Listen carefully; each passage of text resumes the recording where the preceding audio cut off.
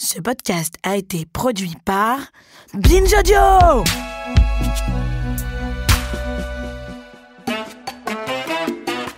Il faut que je vous raconte ce qui m'est arrivé cet été. J'ai eu la chance de voyager au Japon pendant 3 semaines. Et le dernier jour, avant de prendre l'avion, je me suis dit que j'allais faire un petit post sur les réseaux sociaux depuis le pays où le mot ménopause n'existe pas. Et oui, on décrit plutôt le passage à l'âge mûr avec le mot konenki, qui vaut pour les hommes comme pour les femmes, figurez-vous. J'ai aussi montré dans une vidéo qu'il y avait une petite obsession collagène au Japon. Les rayons des pharmacies en sont pleins. J'ai expliqué que j'avais fait une petite cure pour voir et que je trouvais que ma peau était plutôt pas mal malgré la clim et l'extrême chaleur du mois de juillet. Tout en sachant que j'avais aussi beaucoup réduit le sucre là-bas et mangé beaucoup de poissons pendant 3 semaines. J'ai posté cette vidéo, je suis montée dans l'avion et là, à l'atterrissage, 16 heures plus tard, stupéfaction. J'avais des centaines de milliers de vues. Le post avait énormément fait réagir et beaucoup me demandaient la marque du collagène. Ce qui m'a fait réfléchir. Alors je vois bien que nous sommes toutes à l'affût de ce qui peut nous donner une belle peau, voire nous rajeunir un petit peu. J'ai donc voulu demander à une spécialiste de la peau de nous éclairer sur tous ces produits prétendument miracles, potions, compléments alimentaires qui sont censés mettre une grosse claque à nos rides et ridules et nous faire gagner 10 ans. Bonjour Marie Jourdan. Bonjour. Vous êtes dermatologue. Et Absolument. je crois qu'il va falloir aller tout de suite dans le vif du sujet et éclaircir cette question. Le collagène, ça marche ou pas ? Là, c'est vrai que vous avez pu remarquer que les gens ont besoin de conseils, voire même de prescriptions. Donc, on peut débriefer ensemble de l'utilité des cures de collagène. Il y a plein d'études qui existent sur la question. Moi aussi, j'ai beaucoup de patientes qui me disent « Ah, j'ai l'impression que… » Ce qui est difficile, c'est de faire la part des choses entre l'effet placebo ou un véritable effet. Quand on mange du collagène, c'est une très grosse protéine qui va en fait être digérée. Et elle va être coupée en petits morceaux. Donc le plus simple pour que le collagène soit mieux utilisé par le corps, c'est justement d'acheter un collagène qui est déjà découpé. Il sera découpé en morceaux de collagène, qu'on appelle des petits peptides, dipeptides. En gros, le collagène, c'est comme un mur fait de briques, et les briques s'appellent des acides aminés. Donc on peut séparer ces petites briques et ingérer des acides aminés ou des petits groupements d'acides aminés, de sorte que ce soit mieux digéré, mieux absorbé par le corps. Et là, on se rend compte qu'effectivement, il y en a qui passent dans le sang. La quantité de tous ces petits peptides, de ces briques, augmente les quelques heures qui suivent l'ingestion de ce type de collagène. Maintenant, ça va partout. C'est dans le sang, ça va partout. Le fait que les gens en attendent un effet sur les rides, ça paraît un peu bizarre, parce qu'une fois qu'on a ingéré quelque chose, ça passe dans la digestion, ça passe dans le sang un peu comme un nutriment, et ça va être utilisé par tous les organes, en fait, partout. Donc pour savoir est-ce que ça va bien être capté au niveau des cellules de la peau, ça, c'est beaucoup plus difficile. Donc le fait que ça fonctionne, qu'on l'ingère, qu'il soit bien, s'il est bien cassé en petites molécules, et le fait que ça passe dans le sang et ça augmente la quantité dans le sang de ces petites molécules, oui, ça c'est prouvé. Maintenant, l'effet au niveau cutané, ça dépend, dans toutes les études, ça dépend du matériel utilisé, ce qu'on va rechercher l'élasticité. Puis après, il y a l'effet que la patiente ressent. Et c'est un peu subjectif, c'est un peu… Voire psychologique. Ouais, ça peut être psychologique, on en a tellement envie. Et puis parfois, il y a d'autres facteurs en fait qu'on a juste oubliés. C'est ce qu'on appelle les biais. En fait, quand on se dit, allez, je fais une cure et en même temps, on se met à faire des jogging et puis à manger équilibré. Donc forcément, il y a tout le temps un peu des biais. Mais globalement, on a quand même montré une augmentation du collagène, souvent dans les études, même si elles ne sont pas toujours sur des grandes quantités de personnes. Ce qui est très intéressant, en fait, c'est de se rendre compte que probablement, le collagène, les petites molécules, donc les peptides, les acides aminés qu'on va utiliser, en fait, vont pas tellement gonfler à bloc la peau de quantité d'acides aminés, mais plutôt stimuler les cellules. Donc, c'est pas tellement plus je mange des briques, plus ça va être des briques pour construire le mur, mais plutôt les briques vont stimuler les maçons, en fait, quelque part. Donc finalement, une petite quantité suffit pour éventuellement, en tout cas ça, on l'a montré in vitro, que ça augmentait, ça stimulait les cellules de la peau. Pourquoi ? Parce que si on trouve des morceaux de briques par terre tout autour des murs de collagène, ça veut dire que le mur s'effondre et que vite, il faut en fabriquer plus. Donc pour les cellules, le fait d'être touché ou de rencontrer des petits acides aminés de collagène lui font croire que le collagène se dégrade et que donc il faut en fabriquer plus. Mais alors donc, ça marche ou pas ? Tout ça, c'est des études in vitro. On a bien vu dans les boîtes à pétri qu'il se passait quelque chose. C'est variable. En tout cas, il vient pas, le collagène, grosso modo, il vient pas avec ses petits bras pour repulper la peau. Ben non, en fait, contrairement à ce les qu'on pensait, ridules, etc. Exactement. Voilà. C'est pas le collagène qu'on mange qui va venir gonfler les rides. Bah oui. C'est plutôt une histoire de stimulation. C'est probablement vrai. On s'est même du coup conseillé sur le fractionnement de ce collagène, la quantité qu'il faudrait chaque jour, mais après, il y a quand même une part subjective sur et quid de in vivo dans le miroir. Parce que même dans les études cliniques où on va regarder avec des petits outils, selon l'outil qu'on utilise et pour un peu qu'il soit sponsorisé par le laboratoire, c'est des études qu'on va juger un peu moins valides, même si elles existent. Et c'est important de dire les choses, Marie, parce que c'est aussi un gros business. Absolument. Il y a une auditrice qui m'a dit, moi j'ai vu une pub avec une actrice, j'ai acheté les petites fioles, ça m'a coûté 130 €, et résultat, j'ai vu aucun effet. Donc attention, attention, c'est toujours c'est sur une personne. Mais quand on fait des études et qu'on montre qu'il y a un effet, ça peut être un effet à la machine, en microscopie électronique. Est-ce que la patiente a répondu à un questionnaire et puis qui est cette patiente et puis de quelle humeur elle était ce jour-là. Enfin, c'est quand même très difficile à objectiver l'effet sur les rides. Alors on m'a demandé quand même après cette vidéo, on m'a posé beaucoup de questions et on me demandait s'il valait mieux utiliser du collagène marin ou du collagène végétal. Alors sachant que vous me dites il n'y a pas vraiment d'effet. Bon, est-ce que ça a une importance ? En fait, souvent, les gens, parce que je ne connais pas le collagène végétal, mais le collagène marin, bovin ou porcin, ça reste des molécules. C'est toujours les 3 acides aminés qu'on connaît et c'est toujours les mêmes. Donc, c'est plus une façon de consommer plus ou moins vertueuse pour l'environnement qu'une forme d'efficacité ou de santé. Mais s'il y a un effet, même ne serait-ce que microscopique, et notamment, on m'a parlé des articulations, un effet sur les articulations, est-ce que finalement, on ne le trouve pas dans l'alimentation, tout simplement ? Parce que moi, au Japon, alors certes, j'ai pris ces petites fioles, ça coûtait pas cher, je me suis dit, tiens, je vais essayer. Mais j'ai aussi mangé beaucoup de poissons. J'ai plus trop mangé de sucre. Je pense que tout ça, ça a joué, en fait. Oui, après, c'est vrai que bien sûr, le collagène, on en mange très souvent. Il y en a dans le cartilage, la gélatine, quand on mange du porc, c'est du collagène, en fait, ou des bouts du bouillon. Os de bœuf, tout à fait. Mais en vrai, dans les études sur l'alimentation, si on compare la quantité du collagène, déjà, il n'est pas fractionné comme le serait un collagène du commerce. Donc, le fractionnement de ce collagène sera moins homogène, alors que quand on prend du collagène qui a été coupé en petits morceaux homogènes, l'absorption du coup sera meilleure pour le collagène du commerce. Et puis après, c'est un problème de quantité, c'est-à-dire que si on voulait prendre 5 grammes de collagène par jour, il faudrait boire un bon demi-litre de bouillon de bœuf. Ça fait beaucoup, quoi. C'est beaucoup, pourquoi pas ? Par rapport à une petite assiette ou un plat en sauce. C'est clair que les quantités seraient importantes. Donc là, pour le côté pratique, la cure de collagène, elle peut paraître intéressante. Pour les articulations, c'est prouvé. C'est beaucoup plus prouvé. Les études, elles sont beaucoup plus en faveur des cures et on voit qu'il y a une amélioration des douleurs articulaires. Ah d'accord, ça c'est un bon point. Pour, sur le plan clinique, oui. D'accord. Donc en fait, ce qu'il faut expliquer aussi, c'est que le collagène, c'est une protéine, il me semble que vous l'avez dit. Absolument. Et si on mange beaucoup de protéines, est-ce que ça a un effet C'est pas les mêmes protéines. En fait, les protéines, elles sont fabriquées avec plein de petites briques, chacune sa couleur. Là, le collagène, en gros, c'est 3 acides aminés qu'on connaît, et puis toutes les autres protéines du corps vont utiliser d'autres acides aminés. Le corps est constitué d'une vingtaine d'acides aminés. Chacun va fabriquer des protéines différentes. Donc non, ça n'a aucun rapport avec un régime hyperprotéiné. D'accord. Et parce que moi, on m'a beaucoup conseillé quand même, ne serait-ce que parce que la masse musculaire fond à partir de la ménopause, de remettre des protéines dans mon alimentation. Est-ce que ça a un quelconque effet ? En fait, le collagène en fait partie, mais pas.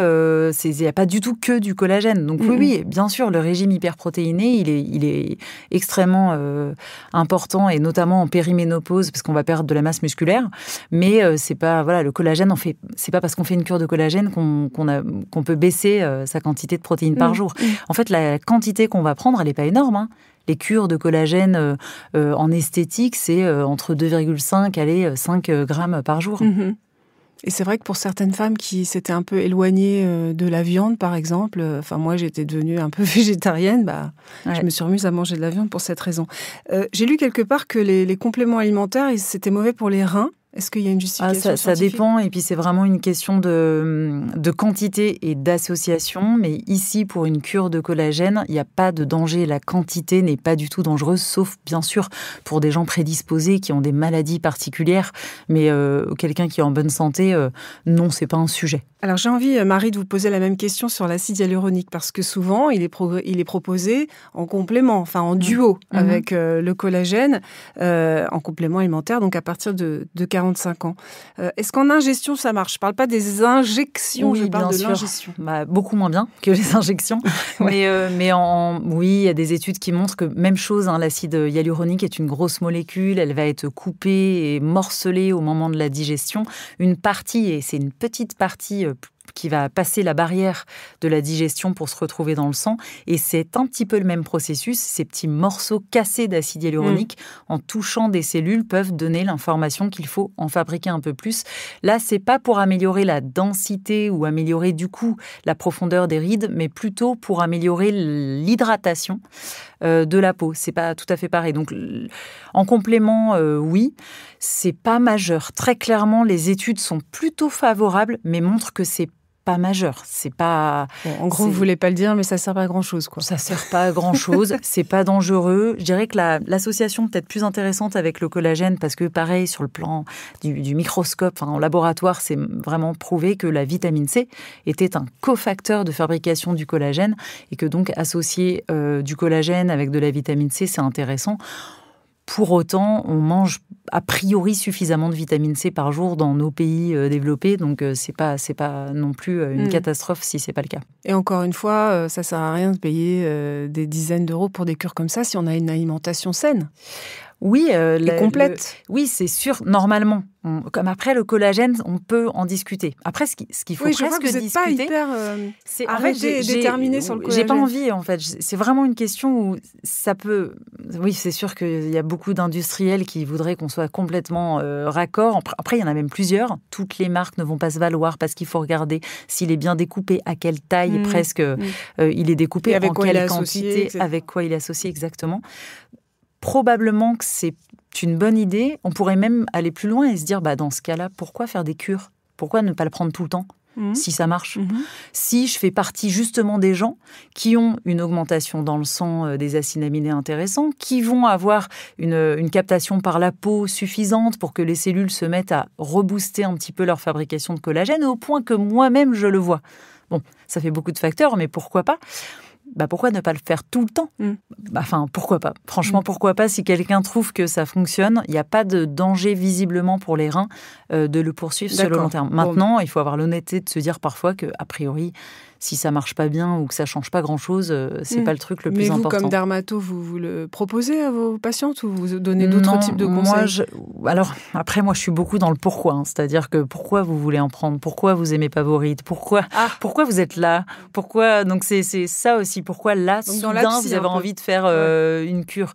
Parce que c'est ça la question. Pourquoi maintenant ? Et qu'est-ce que je vous dis dans 3 mois ? Est-ce qu'on la continue ? Est-ce que ça vous convient ? Ou est-ce que c'était pas vraiment ça que vous cherchiez ?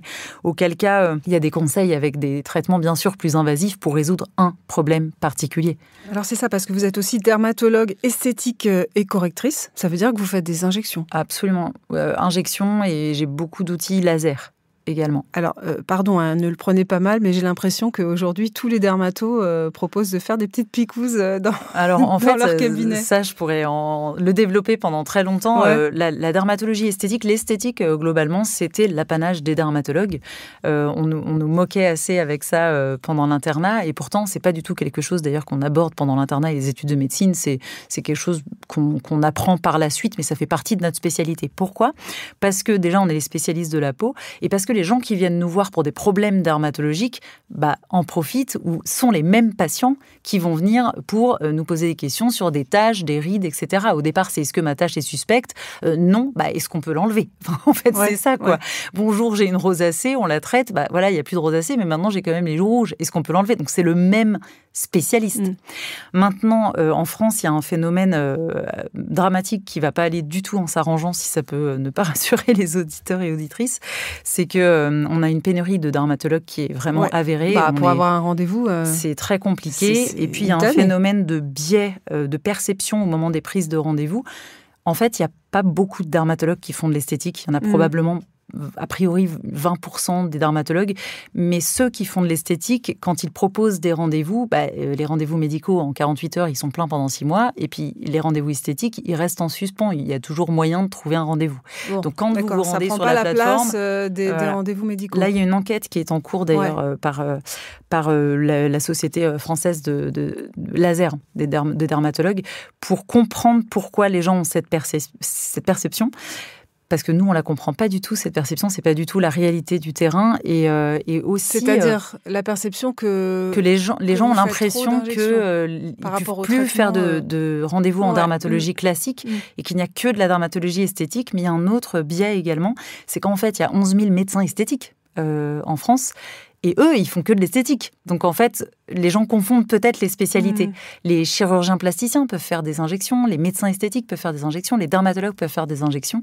Et parfois, les gens mélangent un petit peu les spécialités. Des gens comme moi, qui sont dermatologues uniquement spécialisés en esthétique, j'en ai fait ma spécialité quasiment depuis le début, et aujourd'hui, j'ai un gros plateau technique et des gros investissements. Sincèrement, je pense qu'on est moins de 30 en France. C'est vraiment pas du tout représentatif de la réalité. Et, mais bon, c'est un drame. Parce que là, c'est pas, selon vous, une dérive de la profession? Vous diriez pas ça? Moi, je n'ai que des confrères qui ne font pas d'esthétique. Du tout. Mais ces deux mondes, on a besoin les uns des autres, parce qu'en fait, c'est la suite des patients. J'ai traité l'acné. Est-ce que tu peux traiter les cicatrices qu'elle a? Enfin, c'est les mêmes patients. Mais les investissements qu'il faut faire et les outils dont on a besoin ne sont pas les mêmes. Et alors, vous disiez que vous utilisez les lasers aussi, donc c'est pour les taches, la couperose, etc. Oui, il y a beaucoup de lasers. Il y a des traitements, effectivement, pour les taches, le teint, des lasers pour la couperose, les rougeurs, des lasers pour améliorer le collagène, pour le stimuler, pour améliorer des cicatrices d'acné, des rides, la texture de la peau. On vous demande beaucoup de peeling? Parce que ça, c'est les magazines féminins regorgent de conseils pour faire des peelings. Est-ce que ça fonctionne? Ouais, le peeling, là, c'est une action chimique sur la peau. Par l'extérieur, on va poser différents acides à différentes concentrations.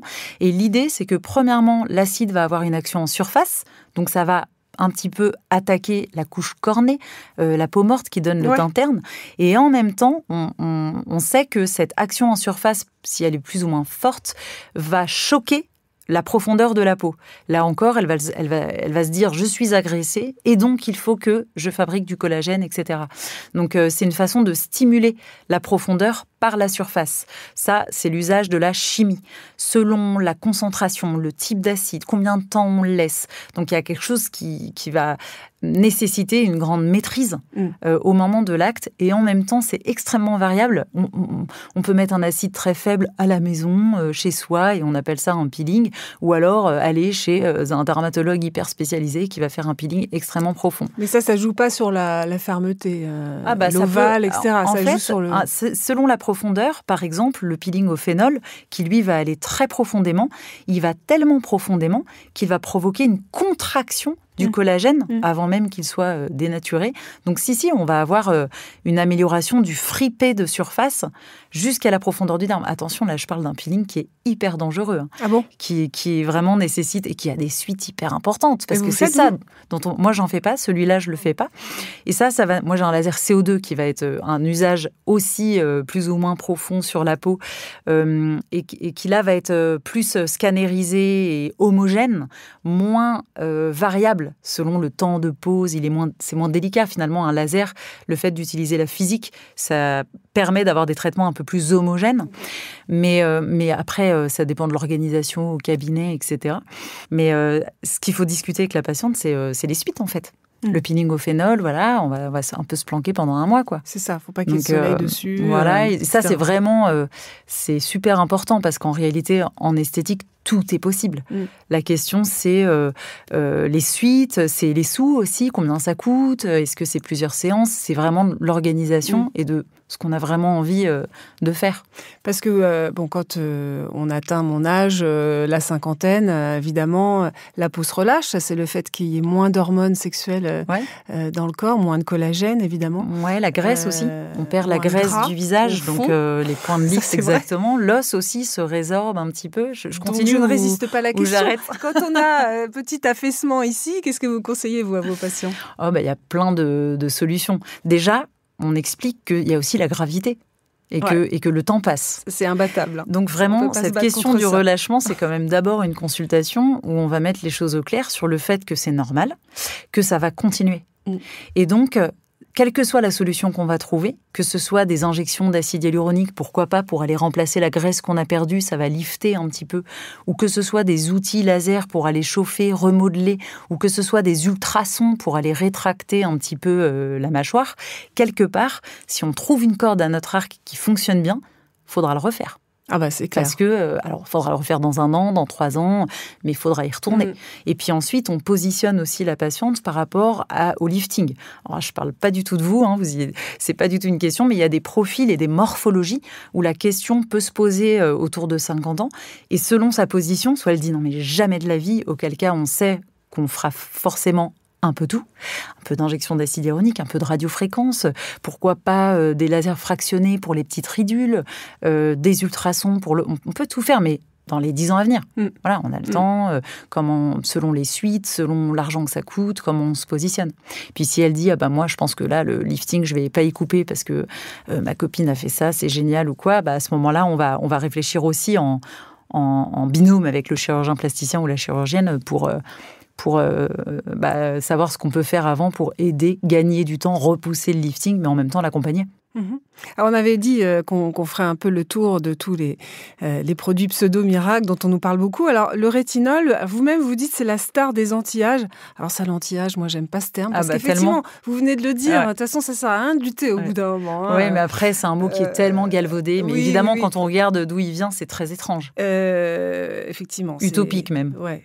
Utopique complètement, et puis vain. Bon, mais ça c'est mon point de vue. Mais comment on utilise ce rétinol ? Est-ce que par exemple, on nous vend des crèmes au rétinol, etc. Ça, c'est pareil, ça marche ou c'est de la poudre de perlimpinpin ? Non, ça marche. Vraiment, c'est une molécule, c'est un actif, comme on dit dans les crèmes.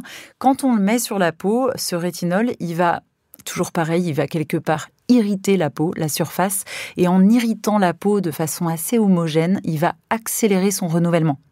Donc en accélérant le renouvellement, ça veut dire que les cellules mortes de surface se décollent plus vite, donc ça enlève le terne, la lumière se reflète mieux, donc ça, c'est ce qui va donner un petit glow. Voilà, exactement. à la mode. Et toujours pareil, cette irritation de surface va stimuler la profondeur, qui va sentir cette agression extérieure.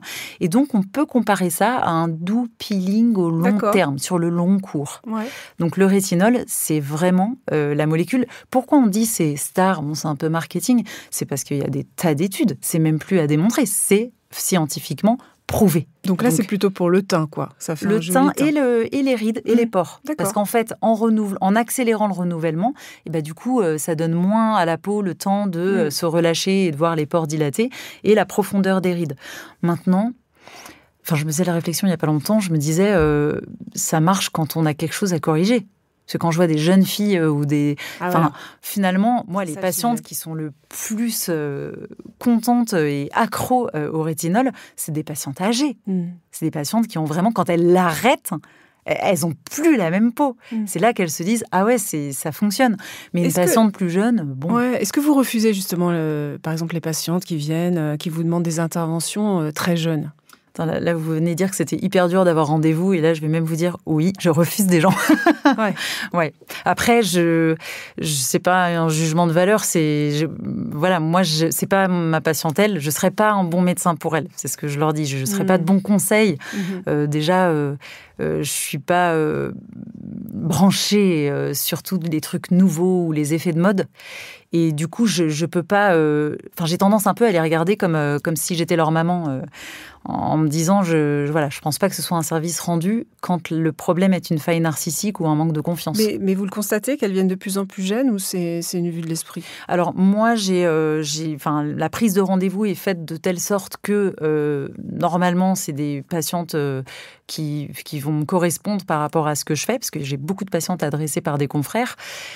Mais je sais que j'ai énormément de confrères qui, voient de plus en plus de jeunes. Et ça dit quelque chose quand même sur notre détestation, l'anti-âge justement, sur notre détestation de l'âge. Alors là, on n'est pas dans l'anti-âge. Chez les jeunes, elles sont parfois dans la demande préventive, ça m'a encore arrivé il n'y a pas longtemps. Combler des rides dès qu'on en a, des toutes petites, quoi. Mais parfois, elles sont même dans la transformation. Ah oui, le ça, fait c'est autre de chose. s'injecter la bouche. Le fait de... et ça a été prouvé. On a montré que l'usage des réseaux sociaux, du fait de se voir, déjà, c'est bizarre de se regarder voilà, et de se voir tout le temps, les visios, il y a l'effet visio aussi, quel que soit l'âge. Mais l'usage des réseaux sociaux, il y a eu beaucoup l'usage des filtres. Ouais. Et en fait, on s'est rendu compte que les jeunes femmes, même les jeunes hommes, voulaient ressembler à leur filtre, en fait, que ça devienne vrai. Quand ils se regardent dans le miroir. C'est un peu comme si, en leur montrant la meilleure image d'eux, avec peut-être des corrections du téléphone, du smartphone directement, le grain est mieux, etc. Et du coup, quand ils se voient dans un miroir, ils sont déçus. Voilà, ça nourrit une faille, quoi. Une faille, alors qu'au départ, il n'y avait pas de problème. Toujours pareil, je veux dire, en médecine, que ce soit même en médecine classique ou en médecine esthétique, on n'intervient pas s'il n'y a pas de problème. Donc, quand quelqu'un vient vous voir, il n'y a pas de problème factuel, mais veut embellir ou améliorer quelque chose, on doit se poser la question du problème. Quel est l'impact dans sa qualité de vie ? Il y a des choses hyper factuelles, hyper vraies. J'ai besoin de reprendre confiance en moi. Il y a des vraies raisons qui paraissent... Des crises de vie aussi. Des crises de vie. Il y a du jeunisme dans certains boulots. Je connais toutes les boîtes qui nourrissent un jeunisme. Où j'ai toutes les patientes de 50 ans qui disent « Non, mais là, il faut que je reste dans la place ». Il y a les divorces, il y a le retour sur le marché, comme on dit.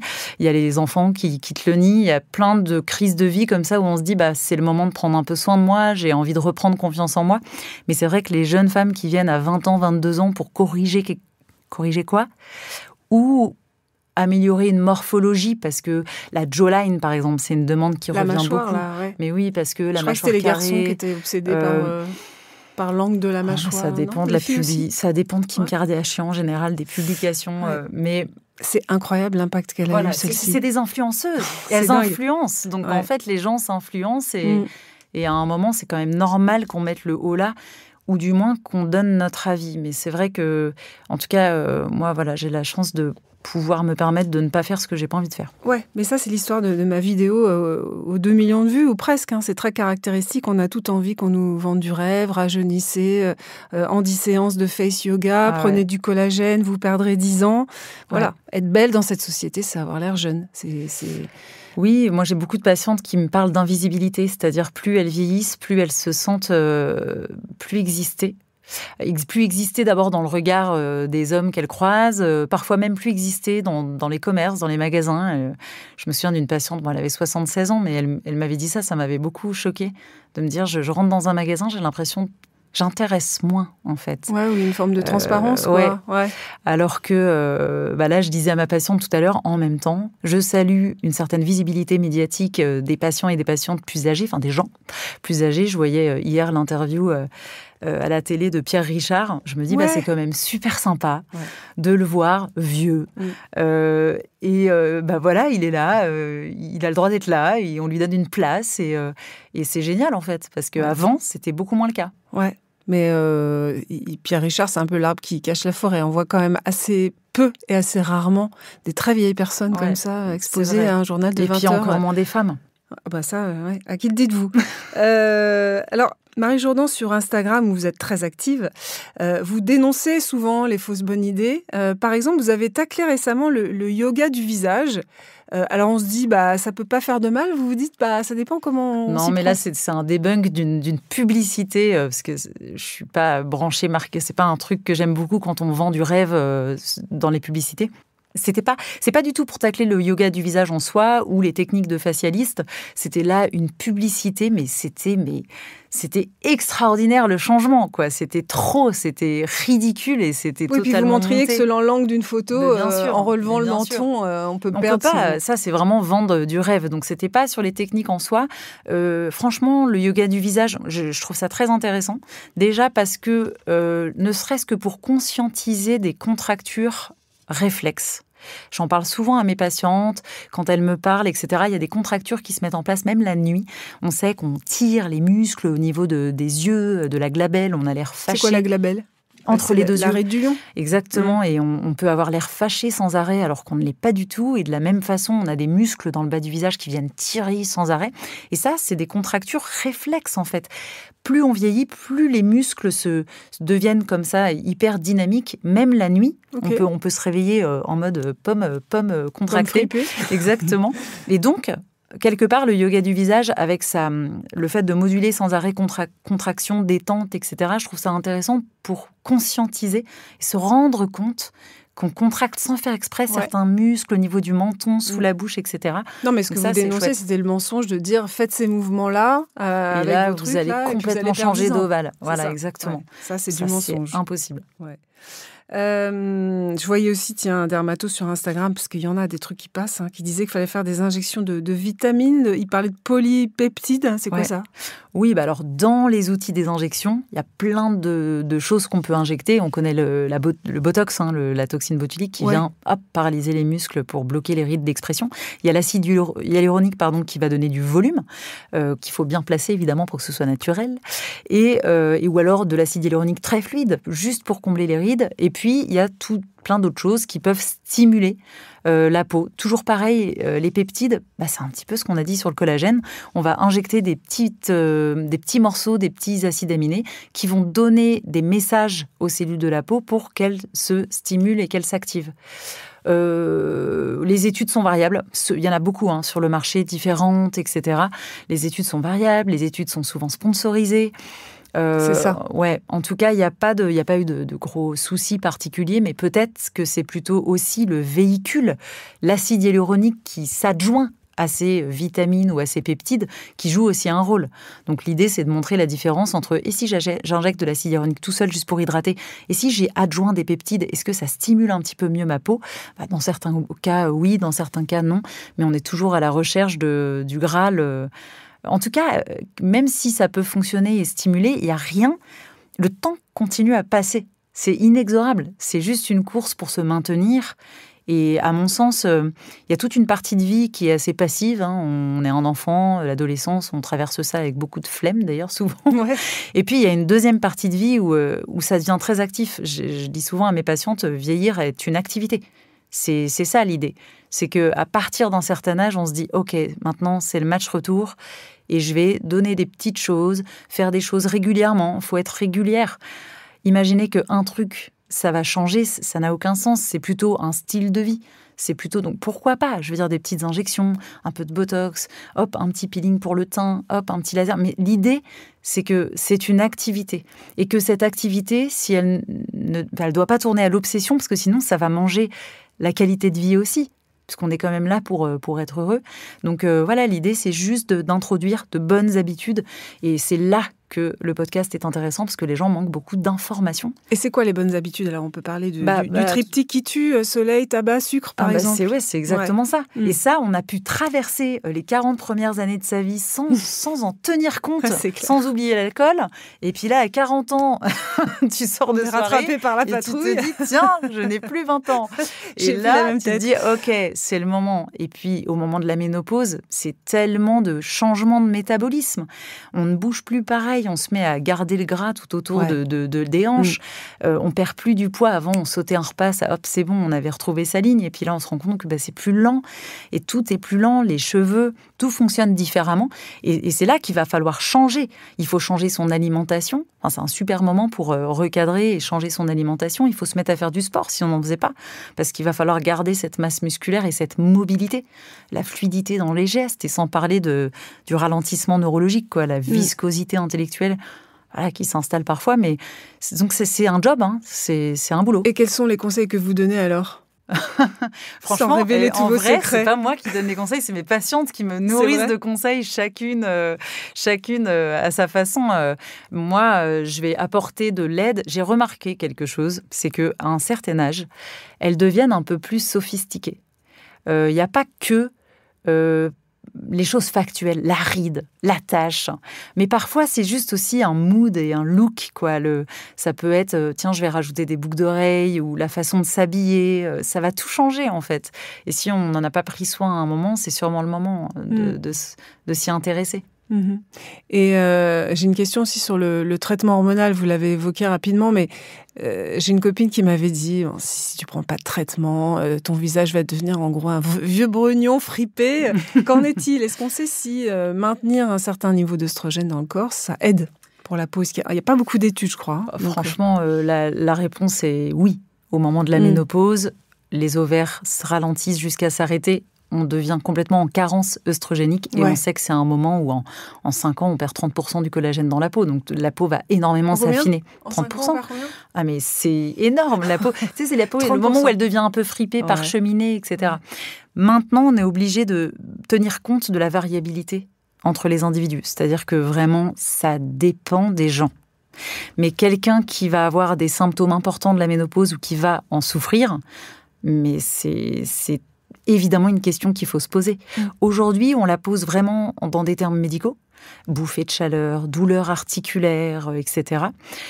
Mais parfois, on peut se poser la question sur le plan esthétique, c'est-à-dire de se dire, mais finalement, c'est terrible à dire, mais moi je les reconnais, les patients sous traitement hormonal substitutif. Ah bon, clairement. Ah bah oui, c'est pas la peau est différente, la tonicité.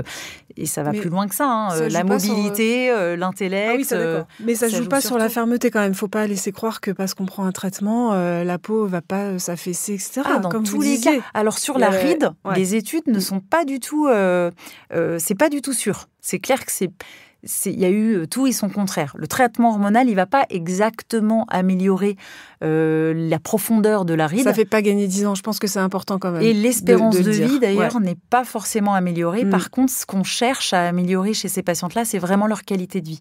Et donc, il faut en parler. Si ça va pas, il faut en parler. Même sur le plan...